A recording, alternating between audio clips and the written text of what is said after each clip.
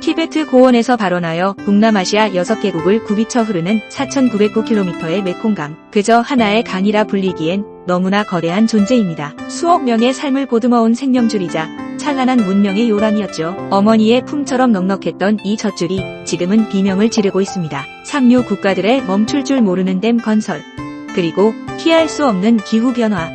이 잔혹한 이중고가 메콩강을 병들게 하고 있습니다. 강 하류에 자리 잡아 그 강에 온전히 기대어 살아가는 나라 베트남. 그들의 생존과 식량 안보가 뿌리째 흔들리고 있습니다. 지금 베트남은 메콩강을 지키기 위한 고독하고도 처절한 사투를 벌이고 있습니다. 병들어가는 젖줄, 메콩강의 고통. 메콩강의 고통은 복합적인 요인에서 비롯됩니다. 가장 직접적인 칼날은 상류 국가들의 무분별한 댐 건설입니다. 여기에 기후변화로 인한 가뭄과 해수면 상승, 그리고 환경오염이라는 독이 더해져 강은 신음하고 있습니다. 중국은 메콩강 상류에만 무려 12개 이상의 대형 댐을 세워 막대한 물을 가두고 있습니다. 동남아시아의 배터리를 자처하는 라오스 역시 78기의 수력 발전 댐을 가동하거나 더 지으려 합니다. 이 거대한 콘크리트 장벽들은 하류 국가들에게 너무나 잔인한 결과를 안겨주고 있습니다. 물은 하류로 흐르지 않고 유량은 종잡을 수 없이 변합니다. 댐은 건기에는 물을 가둬 극심한 가뭄을 악화시키고 우기에는 갑작스러운 방류로 홍수를 유발하며 예측 불가능성을 높입니다. 베트남 메콩 델타는 농업용수 부족에 시달려 쌀 생산량이 줄고 식량 안보가 위협받고 있습니다. 2020년과 2023년에는 수천 명의 농민들이 가뭄과 염해로 농사를 포기하는 비극까지 벌어졌습니다. 강물이 실어 나르던 비옥한 퇴적물은 댐에 갇혀버립니다. 메콩 델타의 생명과도 같았던 이 퇴적물이 줄어들면서 땅은 척박해지고 해안선은 무섭게 침식되고 있습니다. 해수면 상승과 맞물려 메콩 델타의 상당 부분이 바다에 잠길 수 있다는 암울한 그림자가 드리워지고 있습니다. 댐은 물고기들의 이동을 막고 서식지를 파괴하며 어류 자원을 급감시킵니다. 수백 종의 물고기가 살아 숨쉬던 메콩강.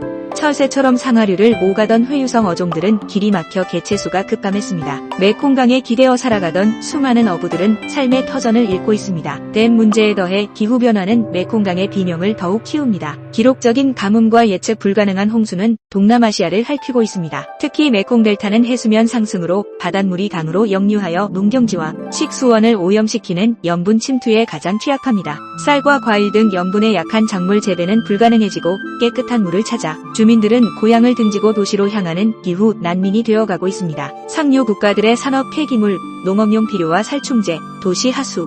이 모든 오염원들이 메콩강의 수질을 악화시키고 있습니다. 물고기와 수생생물은 고통받고 풍부했던 생물 다양성은 위협받고 있습니다. 이 물은 결국 지역 주민들의 식수원이 되어 다양한 질병을 유발할 수 있습니다. 베트남의 고독한 사투. 생명줄을 지키기 위한 노력. 베트남 국토의 약 12%를 차지하는 메콩 델타. 이곳에서 베트남 전체 쌀 생산량의 절반, 수출량의 90%가 나옵니다. 수천만 명의 인구가 메콩강에 의존해 살아갑니다. 베트남은 이 메콩강의 위기를 국가의 존망이 걸린 문제로 인식하고 필사적인 노력을 기울이고 있습니다. 베트남은 메콩강 위기의 근본적인 해결을 위해 국제사회의 협력을 호소하고 있습니다. 메콩강위원회 활동을 강화하고 댐 건설에 대한 투명한 정보 공유와 공동 연구를 촉구합니다. 중국과의 대화 채널을 유지하며 댐 운영 정보 공유와 유량 조절에 대한 협력을 요청합니다. 아세안, 유엔 등 국제기구를 통해 문제의 심각성을 알리고 국제사회의 관심과 지원을 이끌어내기 위해 애쓰고 있습니다. 베트남 정부는 대외적인 노력과 더불어 국내적으로도 다양한 정책을 추진합니다. 쌀 단일 경작 의존도를 낮추고 염분 침투에 강한 작물로 전환을 유도합니다. 효율적인 물 관리 시스템을 구축하고 염분 내성 품종 개발 등 농업기술 혁신을 통해 기후변화에 강한 농업 시스템을 만들려 합니다. 저수지 건설, 관계시설 개선, 지하수 개발을 통해 농업용수를 확보하고 염분 침투를 막기 위한 제방 건설과 수문 관리도 강화합니다. 홍수와 가뭄에 대한 조기 경보 시스템을 구축하고 재해 발생 시 신속한 대응 역량을 강화합니다. 이주민들을 위한 정착촌 조성과 직업훈련 프로그램 운영 등 사회적 지원 시스템도 마련하고 있습니다. 메콩 델타의 지속 가능한 발전을 위해 생태 관광 활성화 재생, 에너지 확대, 친환경 농업 육성 등 녹색 성장 전략을 추진합니다. 베트남 정부의 노력과 더불어 시민사회의 역할 또한 중요합니다. 환경단체들은 메콩강 위기의 심각성을 알리고 정부의 정책 변화를 촉구하며 지역 주민들을 대상으로 환경교육 활동을 펼칩니다. 강에 기대어 살아가는 지역 주민들은 직접 위기를 느끼며 자발적으로 강 보호 활동에 참여하고 있습니다. 이들은 전통적인 지식과 경험을 바탕으로 강 생태계를 보호하고 지속 가능한 어업민 농업 방식을 실천합니다. 앞으로 나아갈 길.